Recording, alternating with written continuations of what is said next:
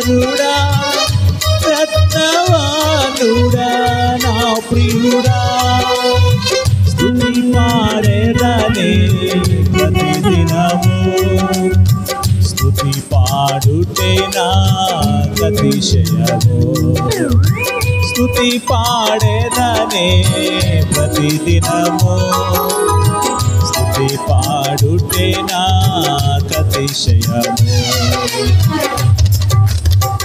హల్లెలూయా. ప్రియులారా, ఈ ప్రార్థన కూడిక మన గ్రామంలో అందరి క్షేమం కొరకై, రక్షణ కొరకై, ఆశీర్వాదం కొరకై ఏర్పాటు చేయబడింది. మీరు ఈ రాత్రి ప్రార్థన కూడికలో పాల్గొంటే దైవ దీవెనలు పొందుకుంటారు. గొప్ప రక్షణ, మనశ్శాంతి, ఆరోగ్యము, ఆశీర్వాదాన్ని పొందుకుంటారు. 1 గంట మీరు వచ్చి చక్కగా ఈ ప్రార్థనలో పాల్గొని దేవుని మాటలు వింటే మీ కుటుంబాలు ఆశీర్వదించబడతాయి. మీ అందరు రండని ప్రేమతో మిమ్మల్ని ఆహ్వానిస్తూ ఉన్నాం. మరొక 2-3 పాటలు పాడుకొని మనం దేవుని వాక్యాన్ని వినబోతూ ఉన్నాం. శ్యామ్ వచ్చి ఒక పాట పాడతాడు. అద్దంకి నుంచి వచ్చిన శ్యామ్.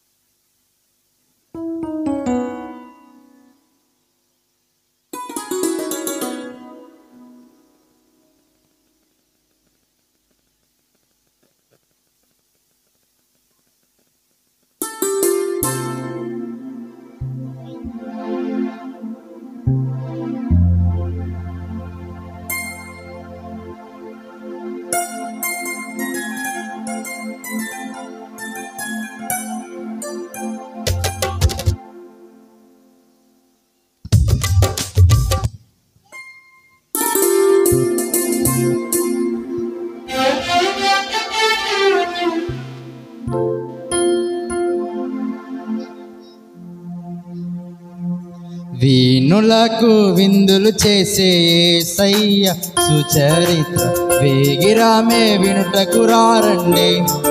ఓ సోదరులారా వేగిరామే వినుటకు రారండి.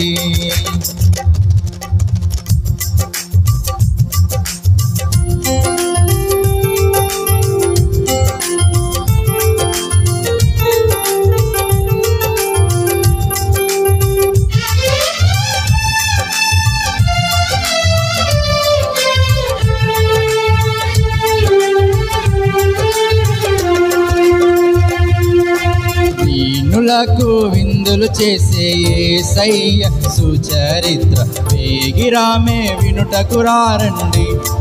ఓ సోదరులారా వేగిరామే వినుటకు రారండి. రండి వినరా రండి, యేసయ్య ఎవరో తెలుసుకొనరా రండి. రండి వినరా రండి, యేసయ్య ఎవరో తెలుసుకొనరా రండి. నీ పాప భారము తొలగించేది యేసయ్యేనండి. మోక్షానికి మార్గం చూపించేది యేసయ్యేనండి. నీ పాప భారం తొలగించేది యేసయ్యేనండి. మోక్షానికి మార్గం చూపించేది యేసయ్యేనండి. వీణులకు విందులు చేసి యేసయ్య సుచరిత్ర వేగిరామే వినుటకు రారండి. ఓ సోదరులారా వేగిరామే వినుటకు రారండి.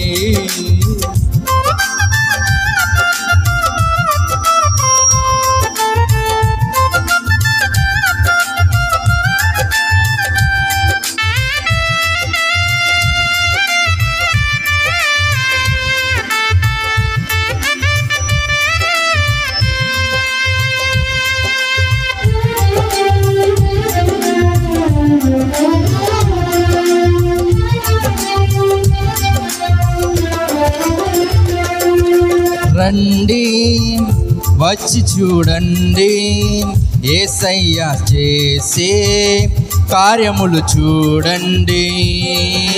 రండి వచ్చి చూడండి, యేసయ్య చేసే కార్యములు చూడండి. నీ వ్యాధి బాధలు తొలగించేది యేసయ్యేనండి. శాంతి సుఖములు కలిగించేది యేసయ్యేనండి. నీ వ్యాధి బాధలు తొలగించేది యేసయ్యేనండి. శాంతి సుఖములు కలిగించేది యేసయ్యేనండి.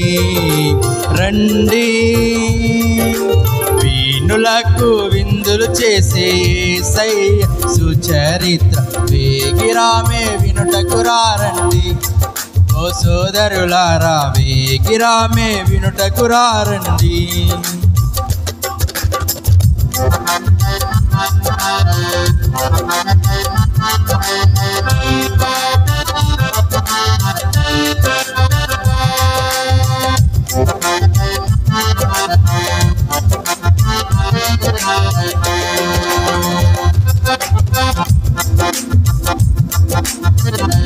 సృష్టికర్తను మరచావు నీవు, సృష్టిని నీవు పూజింపదగునా.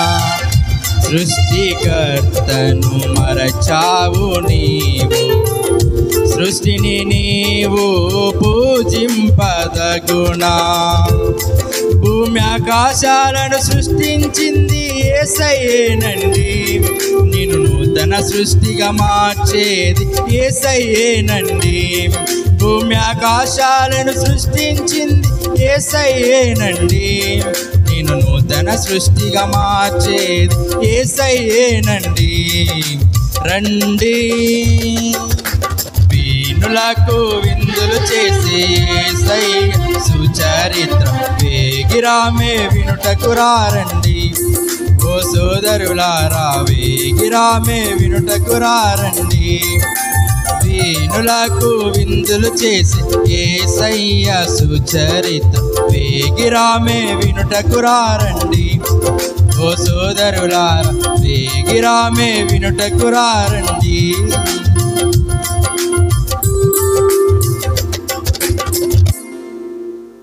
దేవునికి స్తోత్రం కలుగును గాక. అనంతపూర్ నుంచి మన మధ్యలోకి వచ్చిన జోనాథన్ సహోదరుడు మన మధ్యలో ఉన్నాడు. ఒక పాట పాడి నడిపిస్తాడు.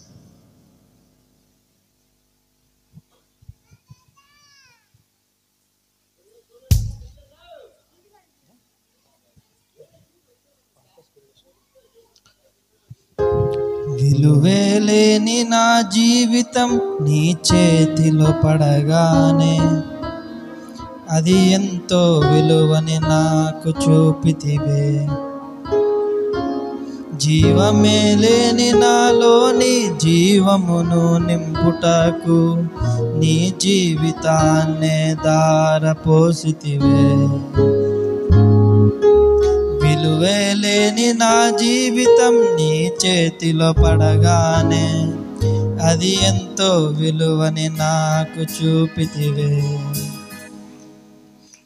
జీవమే లేని నాలోని జీవమును నింపుటకు నీ జీవితాన్నే దారపోసితివే. నీది శాశ్వత ప్రేమయా నేను మరచిపోలేనయ్యా. ఎన్ని యుగాలైనా మారదు. ఎండిన ప్రతి మోడును మరలా చిగురించును. నా దేవునికి సమస్తము సాధ్యమే. పాపములో పడినా నన్ను, శాపములో మునిగినా నన్ను నీ ప్రేమతో లేపితివే. రోగమే నన్ను చుట్టుకొని ఉండగా, రోదనతో ఒంటరినయుండగా నా కన్నీటిని తుడచితివే. నీది శాశ్వత ప్రేమయా నేను మరచిపోనయా. ఎన్ని యుగాలైనా మారదు. పగలంతా మేఘస్తంభమై, రాత్రంతా అగ్నిస్తంభమై, దినమంతయు రెక్కలతో కప్పితివే. స్నేహితులే నన్ను వదిలేసిన బంధువులే భారమని తలచిన నా కొరకే బలి అయితివే. నీది శాశ్వత ప్రేమయా నేను మరచిపోలేనయా, ఎన్ని యుగమైనా మారదు. ఎండిన ప్రతి మోడును మరలా చిగురించును, నా దేవునికి సమస్తము సాధ్యమే సాధ్యమే సాధ్యమే. సమస్తము సాధ్యమే సాధ్యమే సాధ్యమే. నా యేసుకు సమస్తము సాధ్యమే. లేని నా జీవితం నీ చేతిలో పడగానే అది ఎంతో విలువని నాకు చూపితివే. జీవమే లేని నాలోని జీవమును నింపుటకు నీ జీవితాన్ని ధారపోసితివి. Praise the Lord. Thank you. విలువలేనటువంటి మన జీవితాలు యేసు ప్రభు చేతిలో పడితే అవి ఎంతో ఆశీర్వాదకరంగా మార్చబడతాయి. మరొక పాట పాడుకుందాం. మన మధ్యలో సువార్తమ్మ ఆంటీ ఉంది. ఒక పాట పాడిన తర్వాత పాస్టమ్మ గారు ఒక పాట పాడతారు. ఆ తర్వాత మనం వాక్యంలోనికి వెళ్దాం.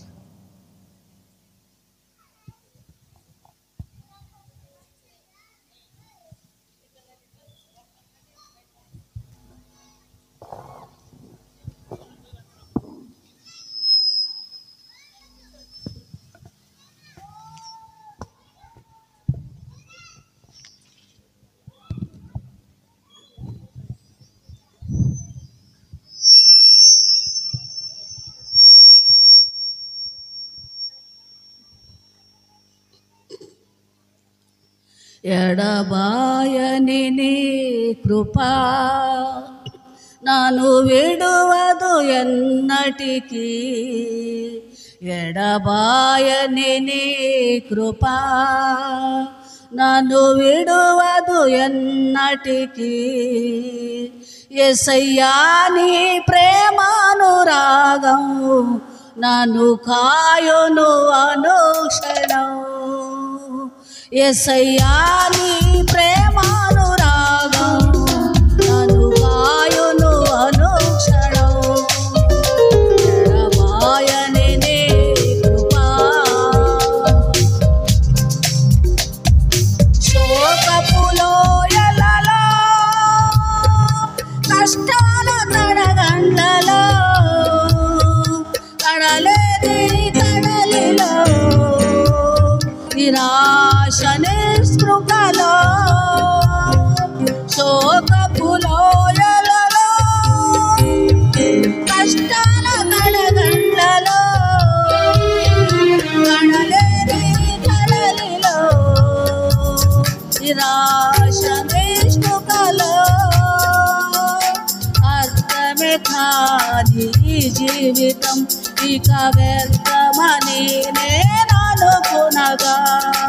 అర్థమే కాని ఈ జీవితం ఇక వ్యర్థమని నేననుకునగా. కృపా కనికరము గల దేవా నా కష్టాల కడలిని దాటించితివి.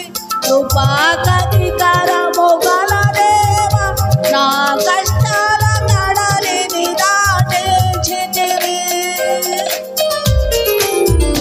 ఎడబాయని నీ కృపా నన్ను విడువదు ఎన్నటికీ. ఎడబాయని నీ కృపా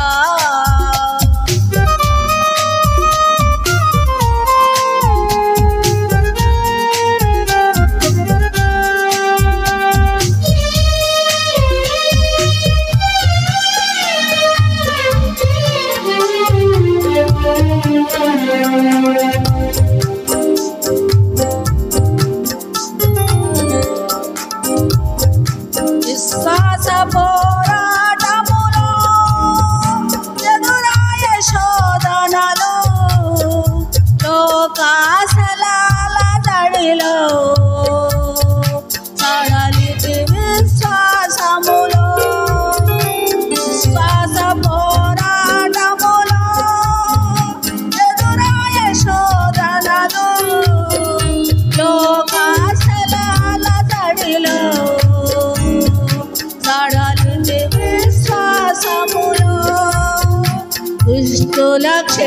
క్షేమమునే చూచి ఇక నీతి వేద్దామని అనుకొనగా దుష్టుల క్షేమమునే చూచి ఇక నీతి వేద్దామని అనుకొనగా దీర్ఘశాంతము గల దేవా నా చేయి విడువక నడిపించితివి దీర్ఘశాంతము గల దేవా నా చేయి విడువక నడిపించితివి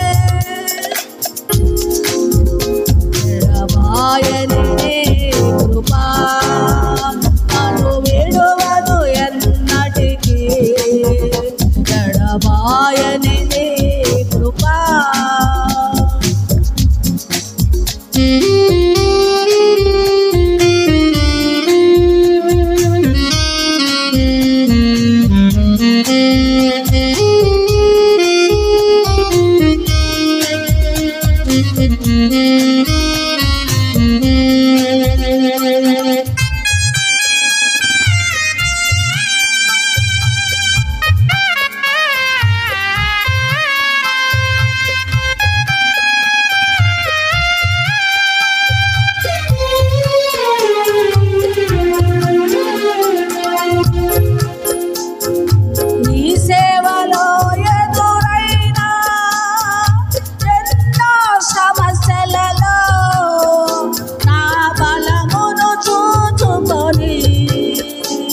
నిరాశ చెందితిని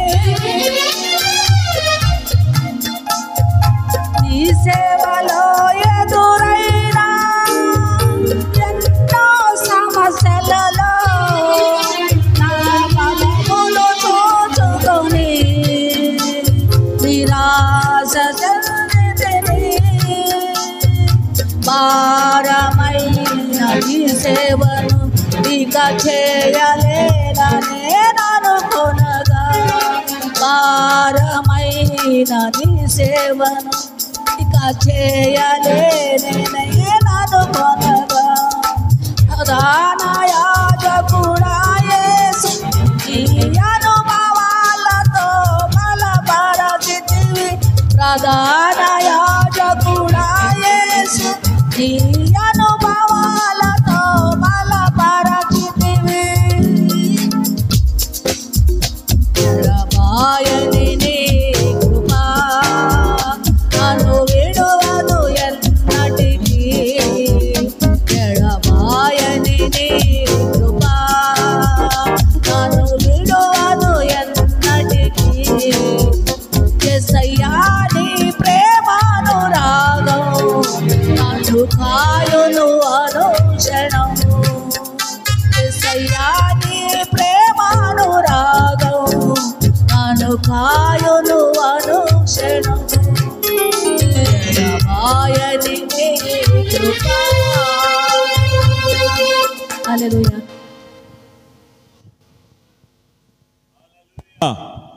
హల్లెలూయా. పాస్టమ్ గారు వచ్చి ఒక పాట పాడి మనల్ని నడిపిస్తారు. చివరిగా మనం ఆ తర్వాత వాక్యాన్ని వినబోతున్నాం. గురవరపాలెంలో ఉన్నటువంటి ప్రియులు వచ్చేసరికి ప్రార్థన అయిపోతుంది. త్వరపడి మరి రండి, దేవుని వాక్యాన్ని మనం వినబోతున్నాం. దేవుని సేవకులు మనకు వాక్యాన్ని అందించబోతున్నారు.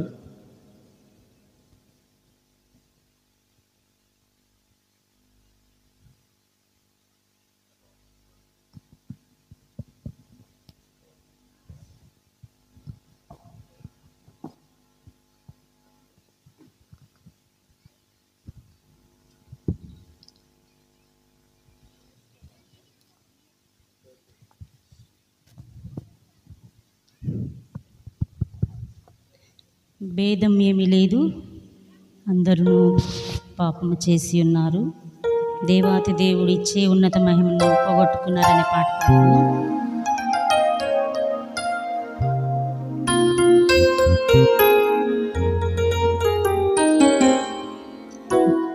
భేదం ఏమీ లేదు, అందరూ పాపము చేసి ఉన్నారు, దేవాతి దేవుడు ఇచ్చే ఉన్నత మహిమను పోగొట్టుకున్నారు.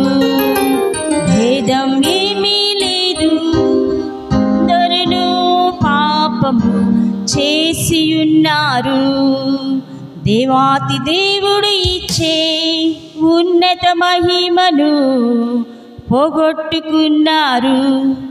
ఏ కులమైనా మతమైనా జాతైనా రంగైనా దేవుని దృష్టిలో అందరు పాపులే. ఏ కులమైనా మతమైనా జాతైనా రంగైనా దేవుని దృష్టిలో అందరు పాపులే. భేదం ఏమీ లేదు, అందరూ పాపం చేసి ఉన్నారు.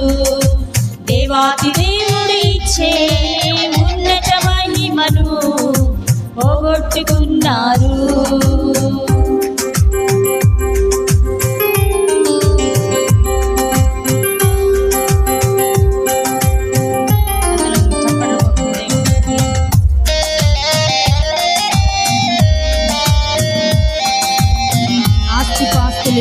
నిత్య రాజ్యము మనకి విద్యార్హతలు ఉన్న సంతోషాన్ని మనకి ఆస్తి పాస్తులు ఎన్నున్నా నిత్య రాజ్యము నీకివ్వవు. విద్యార్హతలు ఎన్నున్నా సంతోషాన్ని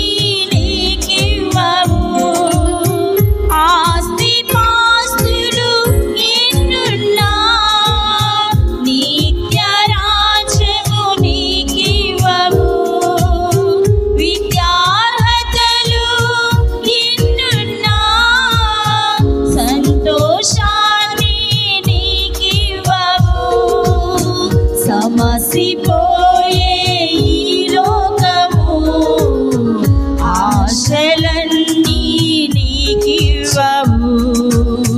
గడచిపోయే ఈ కాలము కలవరం తీర్చదు. నీవెవరైనా నీకెంతున్నా ఎవరున్నా లేకున్నా యేసు లేకుంటే నీకున్నవన్నీ సున్నా. నీవెవరైనా నీకెంతున్నా ఏమున్నా లేకున్నా యేసు లేకుంటే నీకున్నవన్నీ సున్నా. భేదం ఏమీ లేదు, అందరూ పాపం చేసి ఉన్నారు. దేవాతి దేవుడు ఇచ్చే ఉన్నత మహిమను పోగొట్టుకున్నారు.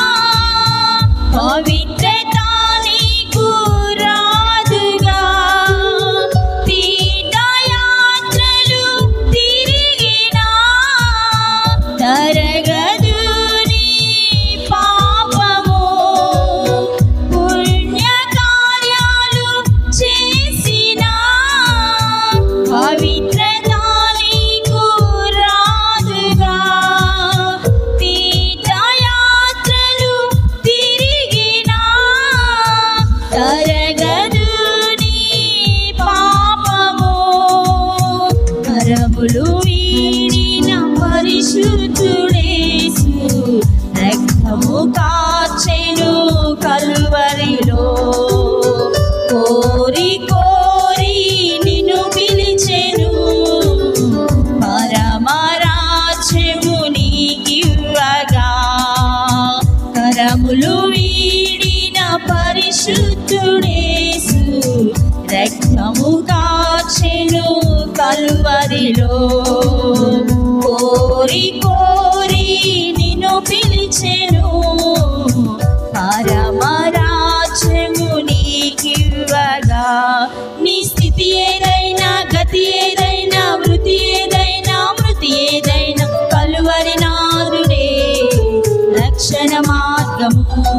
నీ స్థితి ఏదైనా, గతి ఏదైనా, వృత్తి ఏదైనా, మృతి ఏదైనా, కలువరి నాదుడే రక్షణ మార్గము. భేదం ఏమీ లేదు, అందరూ పాపం చేసి ఉన్నారు. దేవాతి దేవుడు ఇచ్చే ఉన్నత మహిమను పోగొట్టుకున్నారు. భేదం ఏమీ లేదు, అందరూ పాపం చేసి ఉన్నారు. దేవాతి దేవుడు ఇచ్చే ఉన్నత మహిమను పోగొట్టుకున్నారు. ఏ కులమైనా, మతమైనా, జాతైనా, రంగైనా, దేవుని దృష్టిలో అందరు పాపులే. ఏ కులమైనా, మతమైనా, జాతైనా, రంగైనా, దేవుని దృష్టిలో అందరు పాపులే. ఏ కులమైనా, మతమైనా, జాతైనా, రంగైనా, దేవుని దృష్టిలో అందరు పాపులే. భేదం ఏమీ లేదు, అందరూ పాపం చేసి ఉన్నారు. దేవాతి దేవుడు ఇచ్చే ఉన్నత మహిమను పోగొట్టుకున్నారు. దేవాతి దేవుడు ఇచ్చే ఉన్నత మహిమను పోగొట్టుకున్నారు.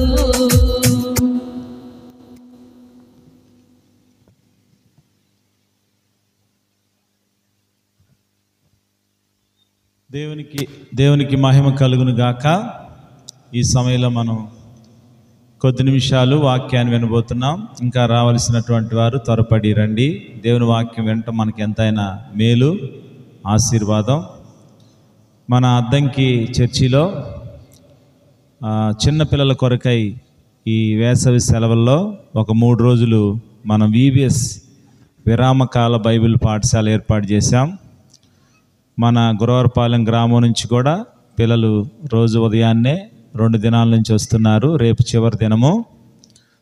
ఆ విరామకాల బైబిల్ పాఠశాల నడిపించడానికి 3 దినాలు మన మధ్యలోనికి అనంతపురం నుండి దేవుని సేవకులు మరి శ్రీనివాసరెడ్డి గారు అలాగే పాస్టమ్ గారు కుటుంబంతో వారు వచ్చి ఉన్నారు. వారు ఈ రాత్రి మన గ్రామంలో సువార్త ప్రకటించాలని వారిని తీసుకొని రావడం జరిగింది. ఈ సమయంలో వారు దేవుని యొక్క వాక్యాన్ని మనకు అందించబోతున్నారు. మీరందరూ కూడా శ్రద్ధగా దేవుని మాటలు వినాలని మీకు మనవి చేస్తున్నాం. పాస్టమ్ గారు, అనంతపురం నుంచి వచ్చిన పాస్టమ్ గారు ప్రార్థన చేసిన తర్వాత మరి దేవుని సేవకులు శ్రీనివాసరెడ్డి గారు వాక్యాన్ని మనకు అందిస్తారు.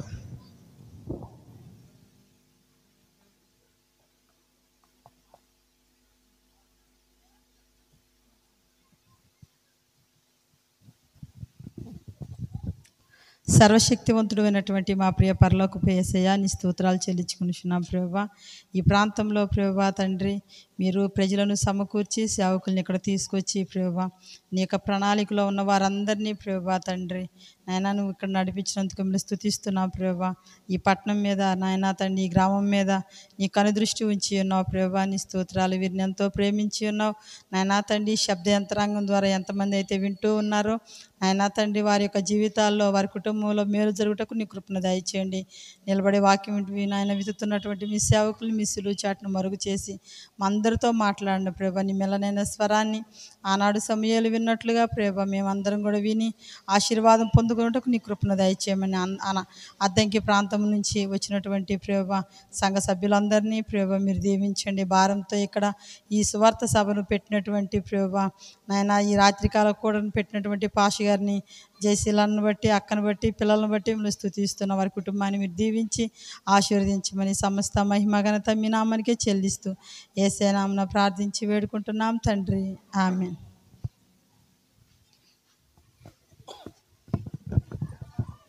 దేవునికి స్తోత్రం. ప్రభు అయినటువంటి యేసుక్రీస్తు నామములో మీ అందరికీ శుభాభివందనాలు తెలియజేస్తున్నాను. మరి ముఖ్యంగా ఈ గుర్రంవారిపాలెం నేను 20 సంవత్సరాల క్రితం ఇక్కడికి వచ్చాను. తర్వాత 15 సంవత్సరాల క్రితం వచ్చాను, అలాగే 12 సంవత్సరాల క్రితం వచ్చాను. అట్లా చాలాసార్లు ఇక్కడికి వీబీఎస్కి వచ్చినప్పుడల్లా, అద్దంకి వీబీఎస్కి వచ్చినప్పుడల్లా మా ఫ్యామిలీతో ఇక్కడికి వచ్చి ఇలాగ మీతో పాటు సహవాసం చేసే గొప్ప అవకాశం ఈ 2024లో కూడా దేవుడు నాకు అనుగ్రహించాడు. అందువలన ఈ గ్రామానికి మీ అందరికీ వందనాలు తెలియజేస్తున్నాను. అలాగే అద్దంకి నుంచి వచ్చిన విశ్వాసులందరికీ కూడా వందనాలు తెలియజేస్తున్నాను.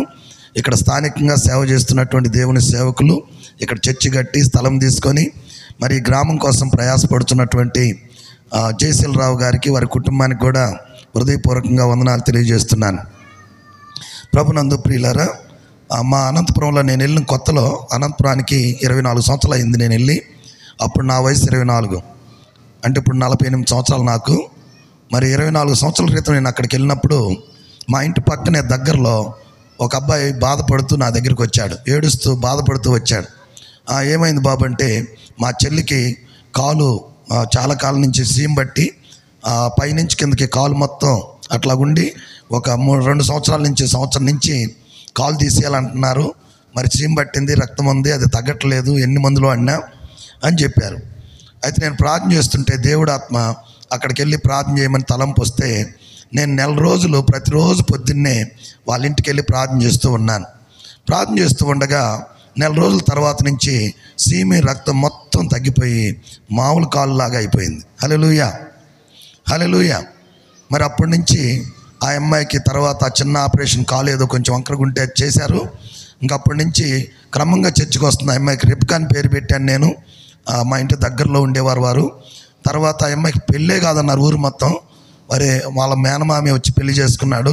ఇప్పుడు ఆ అమ్మాయికి మంచి 2 పిల్లలు. ఇప్పుడు సండే స్కూల్కి ఆ పిల్లలు కూడా వస్తున్నారు. ప్రతి ఆదివారం క్రమంగా అప్పటి నుంచి ఇప్పటి వరకు సంఘానికి వస్తూ ఉన్నారు. ఆ అమ్మాయి జీవితం మారిపోయింది. ఒకప్పుడు సినిమాలు చూస్తూ ఉండేది, తర్వాత సినిమాలు కూడా మానేసేసింది. అన్నీ టోటల్గా ఆమె జీవితం యేసు ప్రభు స్వస్థపరిచాడు, యేసు ప్రభు బాగు చేశాడు, యేసు ప్రభు ఆ వ్యాధి నుంచి విడిపించడమే కాకుండా ఆ అమ్మాయి హృదయాన్ని మార్చాడు. అయితే ఈరోజు బైబిల్ గ్రంథంలో ఎవరు ధన్యులు అనే దాని మీద కొన్ని మాటలు మీకు చెప్పాలని నేను ఇష్టపడుతున్నాను. ఎవరు ధన్యులు అవుతారు, ఎవరు గొప్పవారు అవుతారు, ఎవరు మంచివారు అవుతారు, ఎవరు ధన్యులుగా ఉంటారు, ఎవరు ఈ ప్రపంచంలో ధన్యులని ఆలోచిస్తారు అనేటువంటి కొన్ని మాటలు మీకు చెప్పడానికి నేను ప్రేరేపించబడ్డాను. బైబిల్ గ్రంథంలో యేసు ప్రభు దగ్గరికి 12 మంది శిష్యులు వచ్చి ఒక ప్రశ్న అడిగారు. ఏమని అడిగారంటే, మత్తయి సువార్త 18వ అధ్యాయం 1వ వచనంలో ఇలా అడిగారు. 1 నుంచి 5 వచనాల్లో 3 మంచి మాటలు ఉన్నాయి. ఆ మంచి మాటలు మీకు చెప్పి నేను ముగిస్తాను. బైబిల్ గ్రంథంలో చక్కటి మాట ఇలాగ రాయబడి ఉంది. ఏమని రాయబడి ఉందంటే, ఆ 12 మంది శిష్యులు వచ్చి యేసు ప్రభువును అడుగుతున్నాడు. ఏమని అడుగుతున్నారంటే, పరలోకంలో ఎవరు గొప్పవారు అని అడుగుతున్నారు. మత్తయి సువార్త 18వ అధ్యాయం 1వ వచనం ఇలాగ రాయబడి ఉంది. చదవగలిగిన వారు చదవండి. 1వ వచనం, 18వ అధ్యాయం 1వ వచనం. ఆ కాలమున శిష్యులు యేసుని వద్దకు వచ్చి, పరలోక రాజ్యంలో ఎవరు గొప్పవారని అడగ్గా, చిన్న బిడ్డను తన యొద్దకు పిలిచి నిలబెట్టి ఇట్లా, నేను మీరు మార్పు నొంది బిడ్డల వంటి వారైతేనే కానీ పరలోక రాజ్యంలో ప్రవేశింపలేరని మీతో నిశ్చయముగా చెప్పుచున్నాను.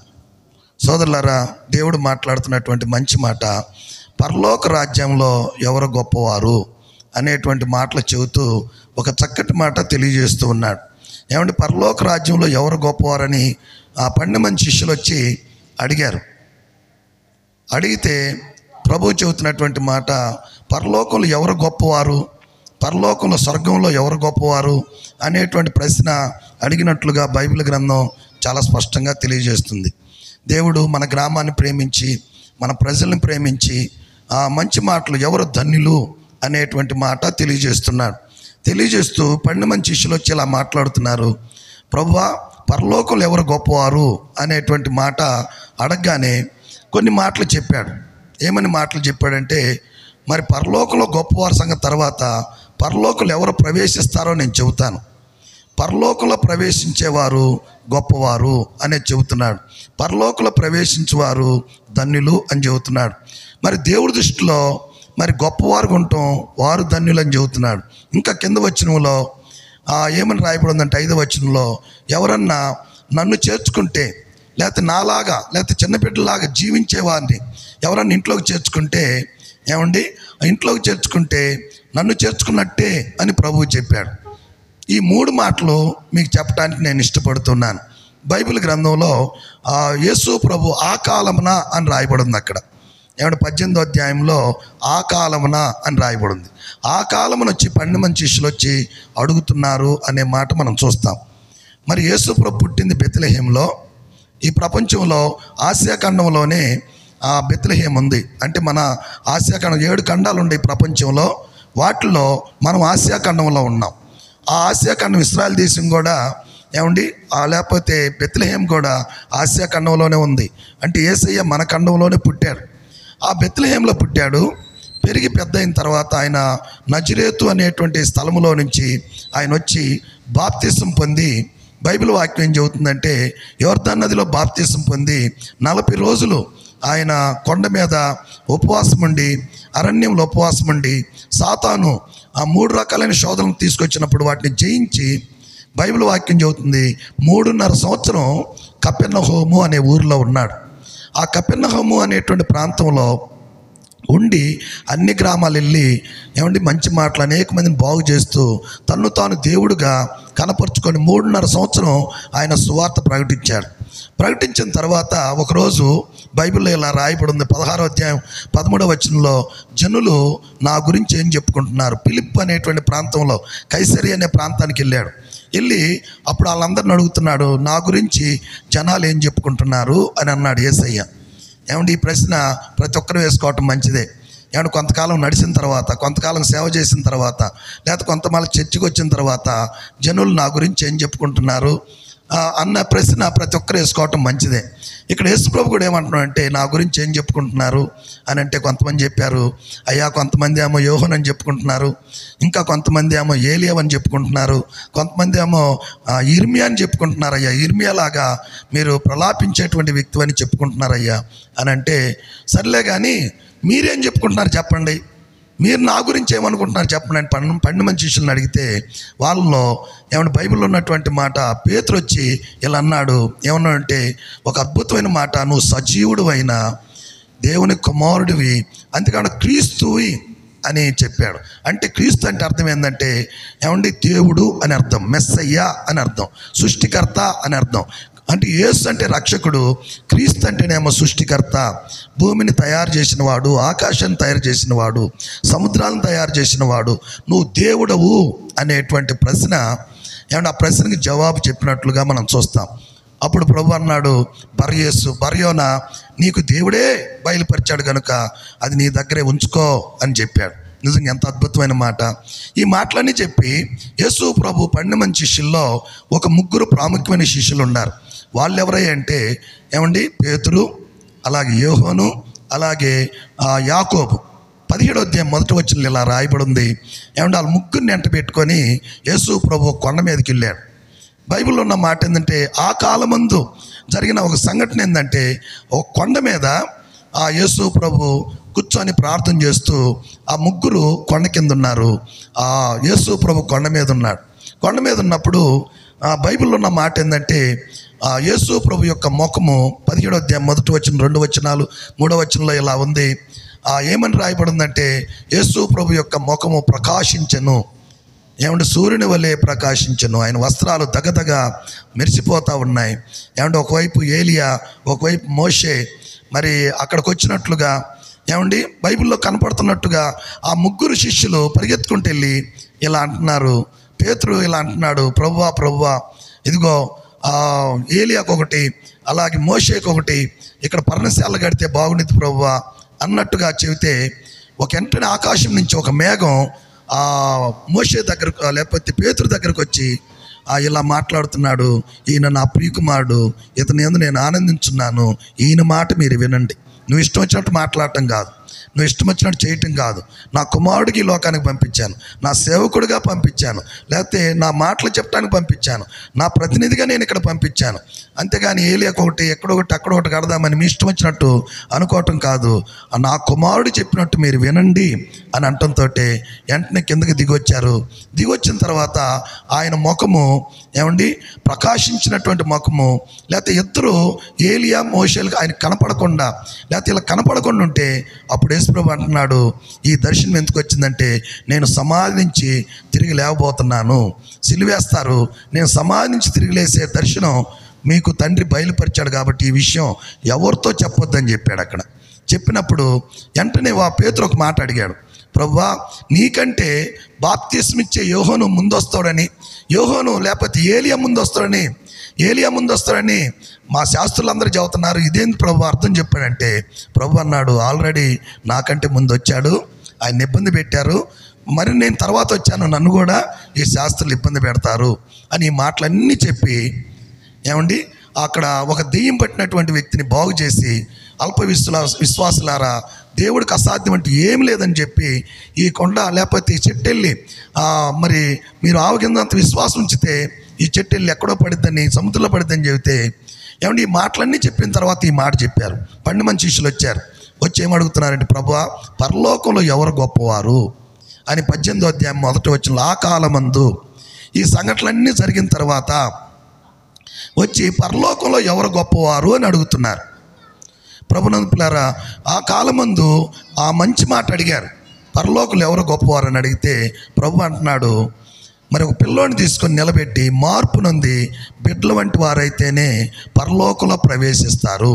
అంటే మొట్టమొదట ఎవరు ధన్యులు అని అంటే మార్పు నొంది బిడ్డలు లాంటి వారే పరలోకంలో ప్రవేశిస్తారు, వారే ధన్యులు, వారే గొప్పవారు, వారే పరలోకానికి వెళ్ళేవారు అని చెబుతున్నాడు. ఒక్క మాటలో చెప్పాలంటే ఓ పేతురు నువ్వు చేపలు పట్టుకునేటువంటి వ్యక్తివి, ఎక్కడో ఏమంటే వ్యాపారం చేస్తున్నటువంటి వ్యక్తివి, లేకపోతే వలలన్నీ తెచ్చుకున్నటువంటి వ్యక్తివి, సాయంత్రం కల్లా సముద్రం దగ్గరికి ఎండనక వాననక ఎంతో తిరిగావు. అంతేకాకుండా అందరిలాగే నీ జీవితం కూడా చెడ్డగా ఉంది, అందరిలాగే బూతులు మాట్లాడుతున్నావు, అందరిలాగే చెడ్డ అలవాట్లు నీకు కూడా ఉన్నాయి, అందరిలాగే త్రాగుబోతులు ఎలా ఉన్నామో అలాగే నువ్వు కూడా తాగుతున్నావు. కానీ నీ దగ్గరికి నేను వచ్చినప్పుడు నీ చెడ్డ అలవాట్లు అన్నీ పోయినాయి, నీకు చిన్నపిల్ల లాంటి హృదయం వచ్చింది. ఇదిగో మత్తయి నీవు లేకపోతే ఇన్కమ్ ట్యాక్స్ వసూలు చేస్తూ నువ్వు కూడా జక్కీలాగా రకరకాలైనటువంటి అలవాట్లు ఉన్నాయి, నువ్వు కూడా అన్నీ మానేసేసి నన్ను వెంబడించావు. ఓ యోధ ఇదిగో నువ్వు కూడా ఇలాగుండావు, లేక సమాజానికి న్యాయం చేయాలనుకుంటున్నావు, నీ జీవితం కూడా పిల్లోళ్ళలాగా మారిపోయారు. మీరు నేను కలిసిన వెంటనే మీరు మారిపోయారు. ఎవరు మార్పు పొందారో, ఎవరు చిన్నపిల్లల్లాగా అయ్యారో, ఎవరు బుద్ధులు మారినాయో, నేను ఎవరిని కలిశానో వాళ్ళందరూ మారిపోయారు. మిమ్మల్ని అందరం కలిశాను, మీరందరూ మారిపోయారు. మార్పు పొందిన వారు పరలోకంలో ప్రవేశిస్తారు అని చెప్పారు. ఎవరు ధన్యులంటే బైబిల్ చెబుతున్నటువంటి మాట మార్పు పొంది ఏమంటే పరలోకానికి ప్రవేశించగలిగిన వారు ధన్యులు అని చెబుతున్నాడు. దేవునికి స్తోత్రం, హల్లెలూయా. వాళ్ళు వచ్చి ఏమడుగుతున్నారంటే పరలోకంలో ఎవరు గొప్పవాళ్ళో చెప్పంటే యేసుప్రభు అంటున్నాడు, అసలు మొట్టమొదటి పరలోకంలో ప్రవేశించేవారు ధన్యులయ్యా, పరలోకంలో ప్రవేశించేవారు గొప్పవారు అని చెబుతున్నాడు.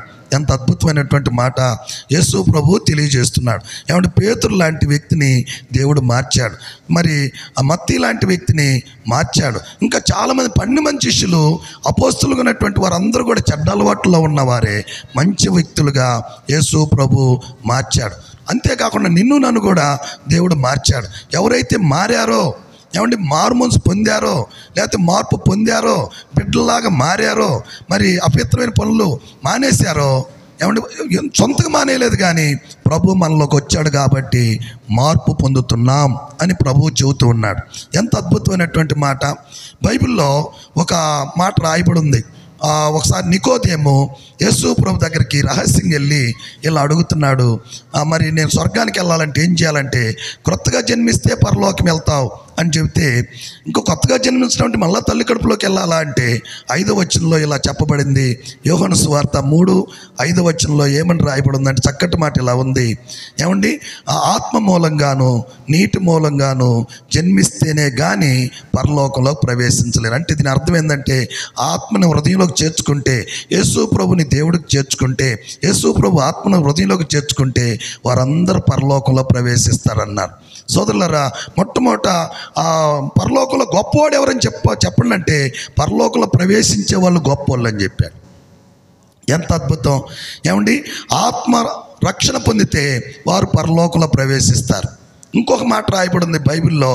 ఏమంటే ఇంకా పరలోకంలో ఎవరు ప్రవేశిస్తారు అని అంటే బైబిల్లో ఇలా రాయబడి ఉంది. ఒక చక్కటి మాట బైబిల్ గ్రంథంలో చూడండి.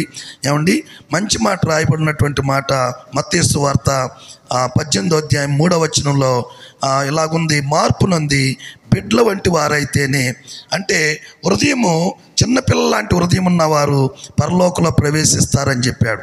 ఏమంటే మత్తయి సువార్త 3వ అధ్యాయం 10వ వచనంలో కూడా ఇంకొక మాట ఉంది. మత్తయి సువార్త 3వ అధ్యాయం 10వ వచనంలో ఏమని రాయబడి ఉందంటే మనసు మారి, లేకపోతే బైబిల్లో ఇలా రాయబడి ఉంది. ఒక వ్యక్తి చదవండి, ఆ వచనం చదివితే మంచిది అనుకుంటాను. 3వ అధ్యాయం 10వ వచనం, మత్తయి సువార్త 3వ అధ్యాయం 10వ వచనం.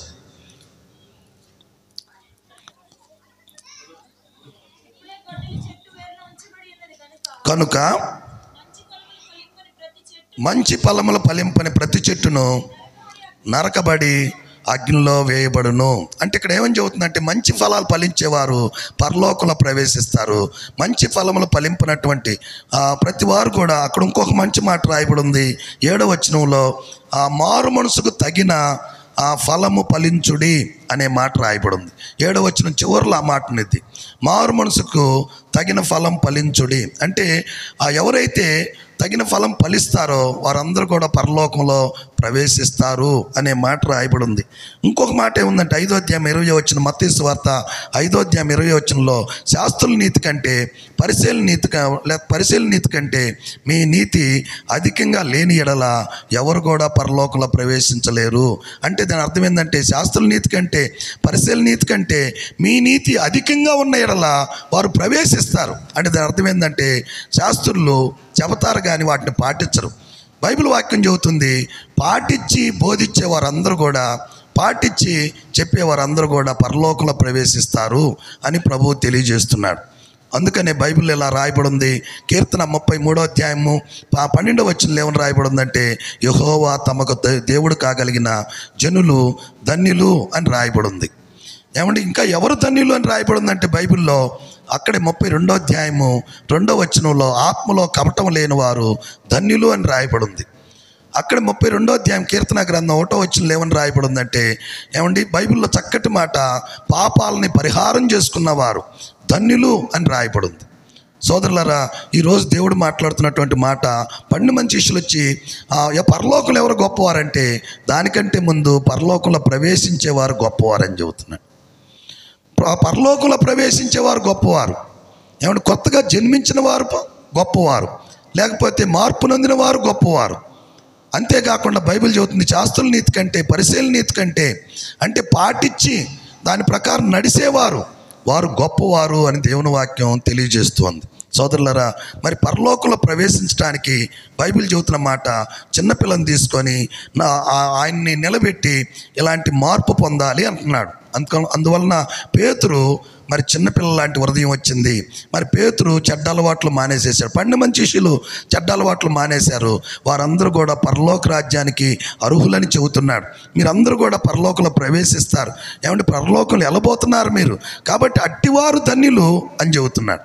రెండో మాట ఏం చెబుతున్నాడు అంటే ఇంకా పరలోకంలో ఏమంటే ఎవరు గొప్పవారంటే, పరలోకంలో ఎవరు గొప్పవారు అనే మాటకి ఇంకొక మాటలో చెప్పాలంటే దేవుని దృష్టికి ఎవరు గొప్పవారు, భూమి మీదైనా పరలోకమైనా దేవుని దృష్టికి ఎవరు గొప్పవారంటే ప్రభు చెబుతున్నాడు తన్ను తాను తగ్గించుకున్నవాడు. మత్తయి సువార్త 18వ అధ్యాయంలో ఈ 3 మాటలు అక్కడ యేసు ప్రభు చెప్పాడు.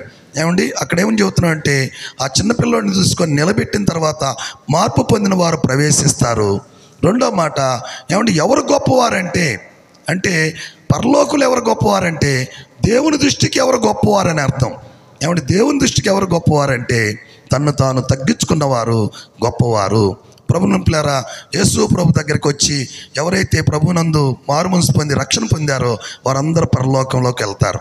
మరి పరలోకంలోకి వెళ్ళేటువంటి ప్రతి వ్యక్తి కూడా బైబిల్ చెబుతుంది ఏమంటే గొప్పవారిగా ఉండాలంటే మొట్టమొదటి మాట తగ్గించుకొని జీవించాలి.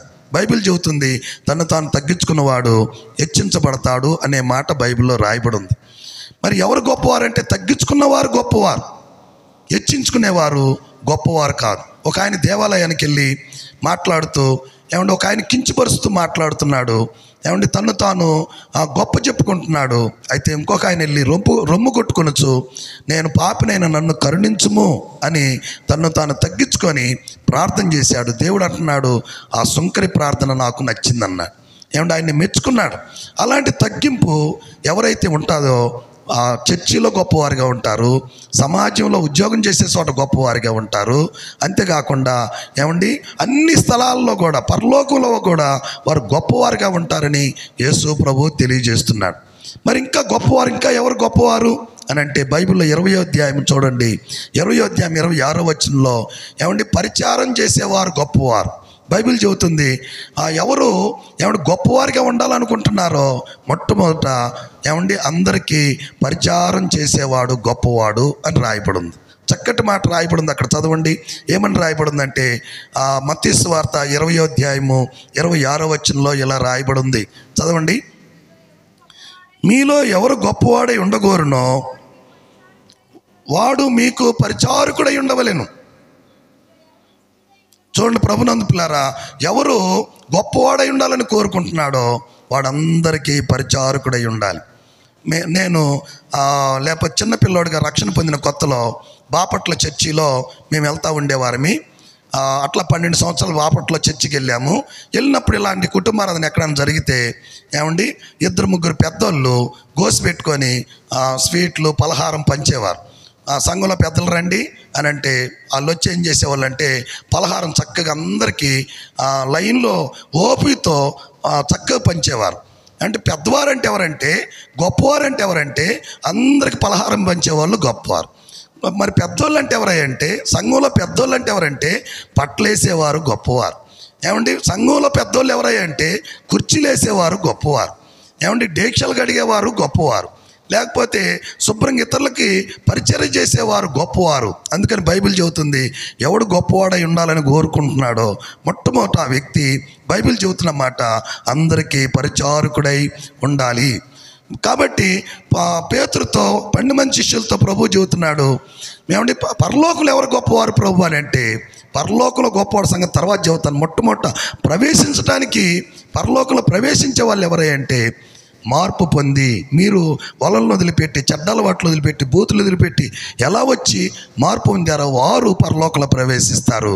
రెండోది చెబుతున్నాడు ఏమంటే పరలోకంలో ఎవరు గొప్పవారంటే నా దృష్టికి ఎవరు గొప్పవారంటే తగ్గించుకున్నవారు గొప్పవారు. అంతేకాకుండా ఏమంటే పరిచారకుడు గొప్పవాడు. ఇంకొక మంచి మాట చెప్పాడు 5వ అధ్యాయంలో 19వ వచనంలో మత్తయి సువార్త 5వ అధ్యాయం 19వ వచనంలో ఇంకెవరు గొప్పవారంటే బైబిల్ రాయబడి ఉంది 4 రకాలైనటువంటి వ్యక్తులు గొప్పవారని బైబిల్లో రాసి పెట్టాడు. ఏమంటే మొట్టమొదట బైబిల్ చెబుతుంది తను తాను తగ్గించుకున్నవాడు గొప్పవాడు. రెండో మాట పరిచారకుడు గొప్పవాడు. మూడో మాట ఇక్కడ రాశాడు బైబిల్లో చదవండి 19వ వచనం 5వ అధ్యాయము 19వ వచనం. ఏమండి ఈ వాక్యాన్ని ఏమండి చదవండి ఆ చక్కటి మాట. కాబట్టి ఈ ఆజ్ఞల్లో ఒక దానినైనను మీరి పరలోక రాజ్యంలో చదవమ్మా బోధించువాడెవడో అల్పుడని పిలువబడును. ఈ వాక్యాన్ని గైకొని బోధించువాడు పరలోకంలో గొప్పవాడు అని పిలువబడతాడు అని రాశాడు. సోదరులారా, వాక్యాన్ని గైకొనకుండా వాక్యాన్ని పాటించుకోకుండా ఏమంటే చర్చిలో కానీ మరి పాటలు పాడే చోట కానీ లేకపోతే బయట ఉన్న చోట కానీ వాక్యాన్ని పాటించుకోకుండా జనాలకు ఎవరైతే బోధిస్తారో వారు అందరిలో అల్పులని పిలువబడతారు. వాక్యాన్ని గైకొని వాక్యం పాటించి ఎవరైతే బోధిస్తారో వారు అందరిలో గొప్పవారని పిలువబడతారు. కొంతమంది సినిమాలు చూస్తూనే ఉంటారు, అక్క సినిమా చూడదక్క అని చెబుతూ ఉంటారు పక్కన వాళ్ళకి. బీడీలు తాగుతూనే ఉంటారు, బ్రదర్ బీడీలు తాగొద్దు బ్రదర్ అని చెబుతూ ఉంటారు. నువ్వు బీడీలు మానేసేసి ఏమంటే దాని గురించి ఆలోచించి ఇంత నన్ను బాగు చేసాడని పక్కన వాళ్ళకి వెళ్ళి నువ్వు చెప్పగలిగితే వాడే గొప్పవాడు. నువ్వు సినిమాలు మానేసేసి ఎలా మానిపించాడో చేసయ్యా, ఏమంటే తాగుడు ఎలా మానిపించాడో, బూతులు ఎట్లా మానిపించాడో, ఏమండి చెడ్డ అలవాట్లు ఎట్లా మానిపించాడో, వేరే అమ్మాయితో తిరగటం దేవుడు ఎట్లా మానిపించాడో, వేరే అమ్మాయితో మాట్లాడటం ఎట్లా మానిపించాడో ముందు నువ్వు మానేసేసి కొంతకాలం దాని గురించి ఆలోచించి ఆ విషయం జనాలకు నువ్వు బోధించగలిగితే బైబిల్ చెబుతుంది వాక్యాన్ని గైకొని బోధించువాడు గొప్పవాడు అని బైబిల్ చెబుతా ఉంది. హల్లెలూయా, హల్లెలూయా. సోదరి సోదరులారా, నువ్వు గొప్పవాడవేనా? దేవుడి దృష్టిలో గొప్పవారమేనా? మనుషుల దృష్టిలో గొప్పవాళ్ళమే. మంచి డ్రెస్ వేసుకుంటే గొప్పవాళ్ళమే, ఏమంటే కొంచెం డబ్బు ఉంటే గొప్పవారమే, కొంచెం బంగారం ఉంటే గొప్పవారమే, జనుల దృష్టికి ఏమండి కొన్ని కార్లు వస్తువులు అన్నీ ఉంటే గొప్పవారమే. కానీ దేవుని దృష్టికి ఏమంటే చెడ్డ అలవాట్లు నువ్వు మానేసి ఆ మానేసే శక్తి యేసయ్యలో ఉందని నువ్వు చెప్పగలిగినట్లయితే వారే గొప్పవారు. అట్లా కాకుండా చెడ్డ అలవాట్లోనే నువ్వు ఉండి ఏమంటే జనాలకి మంచి మాటలు చెబుతూ ఉంటే ఎంత మాత్రం కూడా ఏమంటే గొప్పవాడిగా నువ్వు ఉండలేవు అని యేసు ప్రభువే స్వయాన చెప్పుచున్నాడు. ఏమంటే మరొకటి ఇంకా దేవుడి దృష్టిలో గొప్ప వాళ్ళు ఎవరంటే ఏమంటే బైబిల్లో లోకాసు వార్త 1:14 ఏమని రాయబడిందంటే బాప్తిస్మిచ్చే యోహాను అందరిలో గొప్పవాడు అని రాశారు. ఆయన గొప్పవాడు ఏమండి జనుల్ని ప్రభు వైపు త్రిప్పును, జనుల్ని ఏమండి ఆ ప్రభు వైపు 15-16 అంటాడు జనులందరినీ ప్రభు వైపు తిప్పును, ఏమండి జనులందరినీ మంచి మార్గంలో వైపు నడుపును అనే మాట రాయబడింది. సోదరులారు, ఎవరు గొప్పవారంటే దేవుడి దృష్టిలో చర్చిలో బైబిల్ చెబుతున్నటువంటి మాట, ఒక ఆత్మను దేవుడి దగ్గరకు నడిపించే వాళ్ళందరూ కూడా, ఒక ఆత్మను పరిశుద్ధమైనటువంటి మార్గంలో నడిపించేవారు, ఒక ఆత్మను కొత్తగా ఆదివారం తీసుకురాగలిగినటువంటి వారందరూ దేవుడి దృష్టిలో గొప్పవారు. ఇంకా ఈ చిత్రం ఎవరంటే అందరూ అల్పులు ఎవరంటే చర్చికి వచ్చే వాళ్ళందరినీ ఏదో ఒక సాడీలు చెప్పి వెనక పంపించే వాళ్ళందరూ అల్పులు దేవుడి దృష్టికి. ఒక ఆత్మను తీసుకురావటం చాలామందికి చేత కాదు, నలుగురిని చెడగొట్టడం మాత్రం చాలామందికి చేత అవుతుంది. అటువంటి వారు దేవుడి దృష్టిలో అల్పులని పిలువబడతారు. మరి దేవుడి దృష్టికి గొప్పవారు ఎవరంటే ఏమండి ప్రయాసపడి సమరయ స్త్రీలాగా ఏమండి ఊరు మొత్తానికి నాకు చేసినటువంటి గొప్ప కార్యం చూడండి, రండి, ఇగో మెస్సయ్యకు ఉన్నాడు, రక్షకుడికి ఉన్నాడు, ఇదిగో అషేర్ ప్రార్థన మందిరంలో నా జీవితాన్ని చెబుతూ ఉండగా నేను మారాను, నా జీవితం ఇలా జరిగింది అని ఎవరైతే ఏమంటే బాప్తిస్మిచ్చే యోహాను అరణ్యంలో నిలబడి పెద్ద శబ్దంతో యేసు వైపు జనాలను తిప్పాడో, అలాగే ఎవరైతే చర్చిలో విశ్వాసులైనా, సండే స్కూల్ పిల్లలైనా, సండే స్కూల్ టీచర్ అయినా, నేనైనా, నువ్వైనా, ఎవరమైనా అనేకుల్ని ప్రభు వైపు తిప్పుతారో బైబిల్ చెబుతుంది వారు గొప్పవారని దేవుని వాక్యం తెలియజేస్తుంది.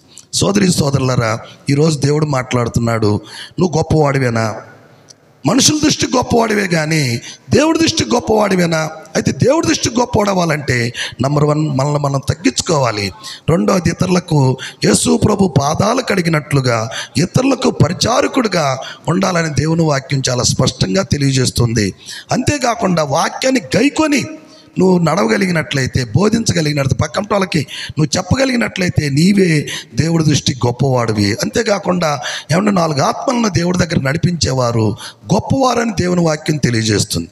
యేసు ప్రభు దగ్గరకు వచ్చి మత్తయి సువార్త 18 ఇలా మాట్లాడుతున్నాడు. ఏమంటే వాళ్ళందరూ వచ్చి మాట్లాడిన మాటల ఏంటంటే పరలోకంలో ఎవరు గొప్పవారు అన్నందుకు యేసు ప్రభు ఏమండి పరలోకంలో ప్రవేశించేవారు గొప్పవారు అని చెబుతున్నాడు.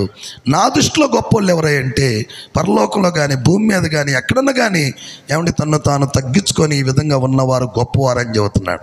చివరి మాట చెప్పి నేను ముగిస్తాను. చివరి మాట 5వ వచనంలో ఉంది. మత్తయి సువార్త ఏమంటే మత్తయి సువార్త 18 మొదటి నుంచి 5 వచనాల్లో ఈ 3 మాటలు ఉన్నాయి. ఒకటి, పరలోకంలో ప్రవేశించేవారు గొప్పవారు. ఏమంటే దేవుడి దృష్టిలో ఏమంటే క్రమంగా నడుచుకునేవారు, తగ్గించుకునేవారు, పరిచారకులు గొప్పవారు.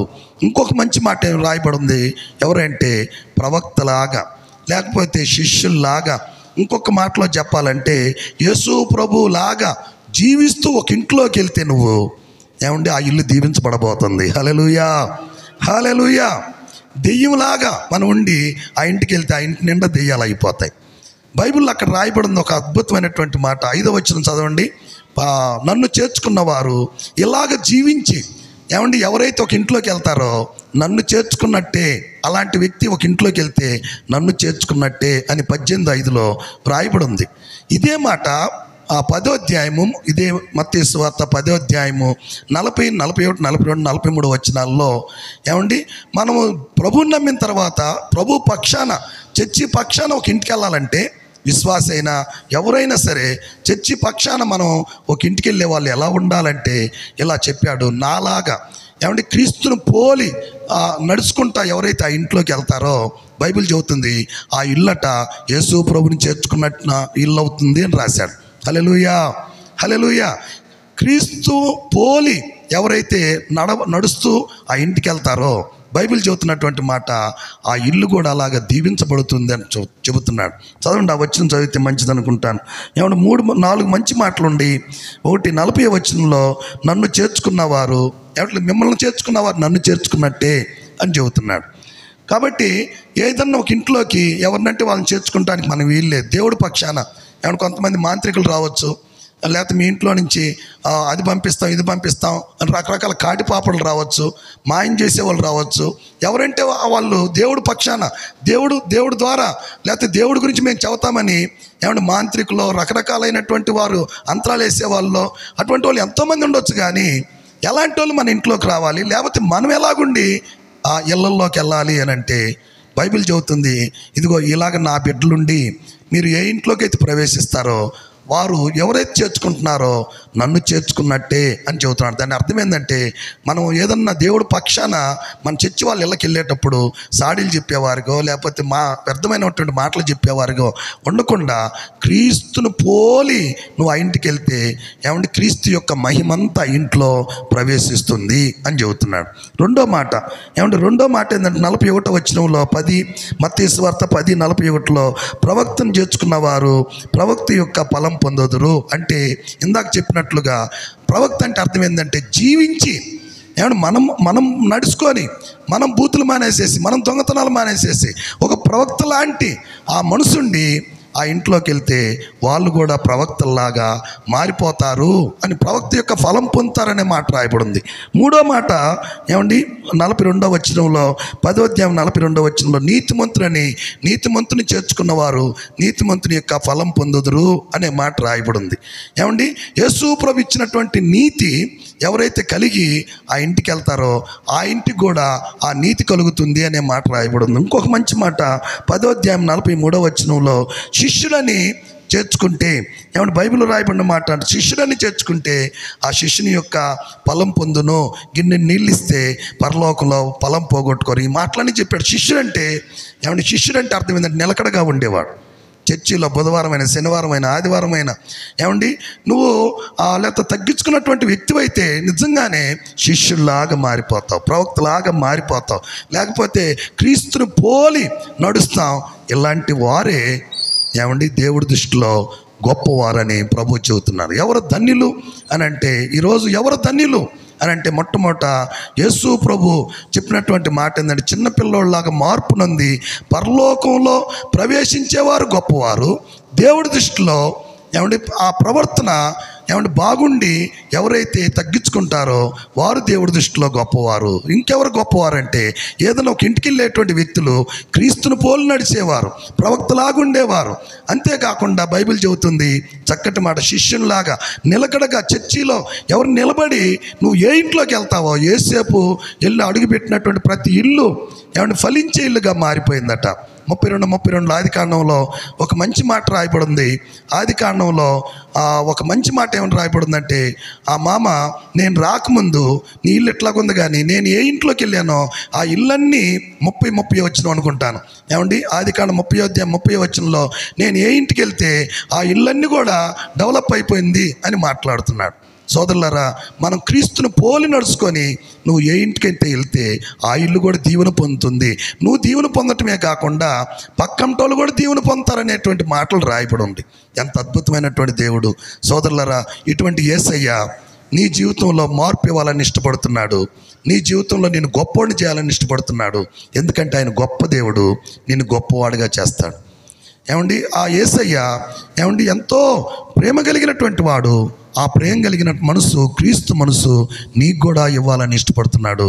ఆ ప్రభు నీకు కావాలా? ఆ ప్రభువుని నువ్వు అంగీకరిస్తావా? ఆ ప్రభు వైపు తిరుగుతావా? ఈరోజు దేవుడు మాట్లాడుతున్నటువంటి మంచి మాట, మార్పు ఇస్తానని దేవుడు మాట్లాడుతున్నాడు, పరలోకం ఇస్తానని మాట్లాడుతున్నాడు, పరమందు భూమి మీద నిన్ను గొప్పోడిగా చేయాలని ఇష్టపడుతున్నాడు. అంతేకాకుండా ఈ భూమి మీద క్రీస్తు లాంటి మనసు నీకు వస్తే నువ్వు ఏ ఇంట్లోకి వెళ్ళినా ఆ ఇల్లు దీవించబడిపోయింది, ఆ ఇల్లు ఆశీర్వదింపబడిపోయింది, ఆ ఇల్లు గొప్పగా మారిపోయిందని దేవుడు మాట్లాడుతున్నాడు. అట్టి కృప ప్రభు మీ అందరికీ అనుగ్రహించును గాక. ప్రార్థన చేసుకుందాం. తల్ల వంచండి, కళ్ళు మూసుకోనండి. యేసయ్య, నిజమే మా జీవితంలో ఎలాంటి దేవుడివో మాతో మాట్లాడే ఉన్నాయన తండ్రి. మేము పరలోకంలో ఎవరు గొప్పవారని వాళ్ళందరూ అడిగిన ప్రశ్నకు ఇదిగో పరలోకంలో గొప్పవాడి సంగతి తర్వాత ముందు పరలోకంలో ప్రవేశించడానికి మార్పు నొంది మీరు ఎట్లా మారారో ఎవరైనా సరే మారితే వారికి పరలోకం ఇస్తానని మీరు మాట్లాడుచున్నావు నాయన. నా దృష్టికి గొప్పవారు ఎవరంటే తగ్గించుకున్నవారు, పరిచర్య చేసినటువంటి వారు, దీనిలైనటువంటి వారు, వీరందరూ కూడా నా దృష్టికి గొప్పవారే అని మీరు మాట్లాడుచున్నావు. దేవా నీకు వందనాలు ప్రభు అని ప్రార్థన చేసుకుందాం. సోదరి సోదరులారా, యేసు ప్రభు మనల్ని ఎంతగానో ప్రేమించాడు. మనం ఎవరం కూడా నశించిపోవటం ఆయనకి ఇష్టం లేదు. మనల్ని ప్రేమించి మన కొరకై చక్కని కూడికని ఏర్పాటు చేసి మంచి మాటలు దేవుని సేవకుల ద్వారా మనకు వినిపిస్తూ ఉన్నాడు. ఎంతమంది అయితే ఈ రాత్రి మాటలు వింటున్నారో మీ హృదయాల్లోనికి యేసు ప్రభుని చేర్చుకోవడానికి ఇష్టపడితే పరలోక రాజ్యములో గొప్పగా ఉండేటువంటి ధన్యతను, గొప్పగా ఉండేటువంటి భాగ్యాన్ని దేవుడు నీకు ఇవ్వబోతున్నాడు. ఈ లోకంలో గొప్పవారు, డబ్బున్నవారు, పేరు ప్రఖ్యాతులు ఉన్నవారు, అంతేకాకుండా ఆస్తిపాస్తులు ఉన్నటువంటి వారు, రకరకాల అధికారులు ఉన్నటువంటి వారు గొప్పవారు. కానీ దేవుని దృష్టిలో గొప్పవారు ఎవరైతే తగ్గించుకుంటారో వాళ్ళు గొప్పవారు. ఎవరైతే ప్రవక్తను చేర్చుకుంటారో వారు గొప్పవారు.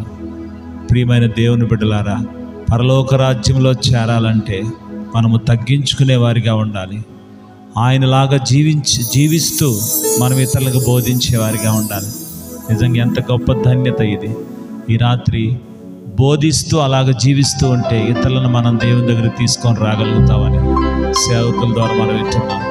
యేసయ్యని నేను చేర్చుకుంటాను, ఆ పరలోక రాజ్యం నాకు కావాలి, నేను తగ్గించుకుంటాను. ఈ లోకంలో ఉన్నటువంటి అర్హతలు కాదు కానీ దేవుని దగ్గర తగ్గించుకొని ఆ పరలోక రాజ్యానికి వారసురాలను అవుతానని యేసు ప్రభు నా పాపాల కొరకే శిలువలో మరణించాడు.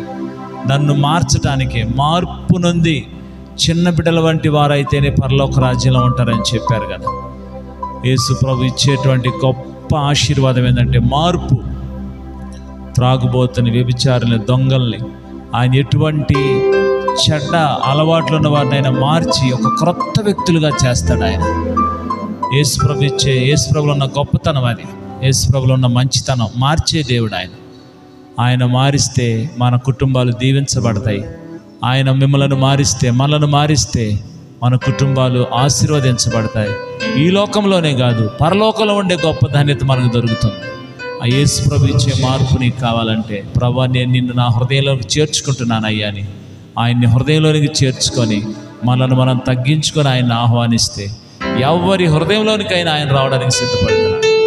ఈ రాత్రి ఎక్కడ కూర్చొని నీ వాక్యాన్ని వింటున్నా, ఈ మాటలు వింటున్నా, నిన్ను నువ్వు తగ్గించుకొని నా హృదయంలోనికి రా ప్రభు అని నువ్వు ప్రార్థన చేస్తే యేసు ప్రభు నీ హృదయంలోనికి వస్తాడు, నిన్ను మారుస్తాడు.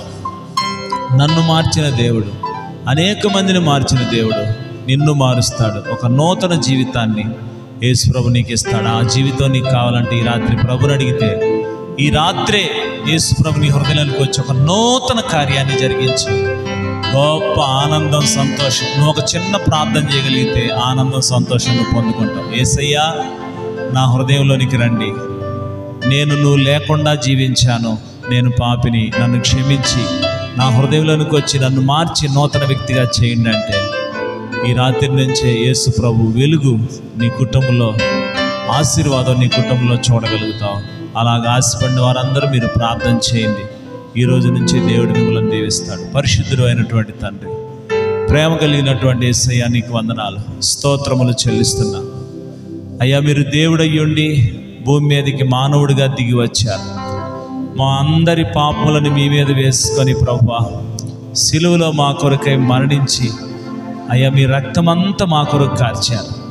నేను పాపిని అని ఎవరైతే ఒప్పుకుంటూ ఉన్నారో వారందరి పాపలను క్షమించి అయ్యా దుర్నీతి నుంచి కడిగి పరిశుద్ధపరిచి నీతిమంతులుగా చేసి ఈ లోకంలోనే కాకుండా పరలోకంలో ఉండే గొప్ప ధన్యతను అనుగ్రహిస్తున్నందుకు వందనాలు. ఈ భూమి మీద మేము ఎంతకాలం జీవిస్తాం నాయన? కొద్ది కాలమే. ఎంత వెర్రవీగినా మేము కొద్ది కాలమే జీవిస్తాం. ఎప్పుడు ఈ లోకాన్ని విడిచిపెడతామో తెలియదు. వయసుతోటి సంబంధం లేదు, ధనంతో సంబంధం లేదు, ఎప్పుడు విడిచిపోతామో తెలియదు. అయితే బ్రతికి దినాల్లో ప్రభువా మారి నీ బిడ్డలుగా జీవించి మీరిచ్చే ఆ స్వర్గాన్ని పొందుకునే భాగ్యం దయచేయండి దేవ. మంచి జీవితాన్ని మేము జీవించేవారిగా ఉండడానికి సహాయం చేయమని ఈ రాత్రి మీరు తీసుకొచ్చిన బిడ్డల్లో ఎంతమందిని ఈ వాక్యాన్ని విని నేను కూడా మార్పు చెందాలి, యేసు ప్రభు ఇచ్చే మార్పు నాలో కూడా కావాలని ఆశపడుతున్నాను. నీ కృప నీ కార్యం వారిలో జరిగించి మహిమ పొందమని, వచ్చిన వారందరినీ దీవించి పంపించమని, ఎటువంటి బలహీనతల్లో వచ్చిన, వ్యాధి బాధల్లో వచ్చిన, సమస్యల్లో వచ్చిన వాటన్నిటి నుండి యేసుక్రీస్తు వారి యొక్క నామములో మీకు విడుదల కలుగునుగా, విడుదల కలుగునుగా, విడుదల కలుగునుగా. దయపు శక్తుల చేత పీడించబడే వారికి విడుదల కలుగునుగా. నెమ్మది అనుగ్రహించి దీవించి చేత నింపి నడిపించమని, నూతన కార్యాలు జరిగించమని యేసయ్య నామములో ప్రార్థన వేడుకొనుచున్నాం తండ్రి. ఆమేన్. Praise the Lord. ఈ కూటానికి వచ్చినటువంటి మీ అందరూ కూడా ప్రత్యేకమైన వందనాలు. చక్కగా అనంతపూర్ నుంచి మన మధ్యలోకి వచ్చి దైవ వాక్యాన్ని అందించిన పాస్టర్ గారికి కూడా ప్రత్యేకమైన వందనాలు తెలియజేస్తున్నాను. మరి చివరి ఆశీర్వాదం చెప్తాను, అప్పుడు ముగించబడుతూ ఉంది. ముగించి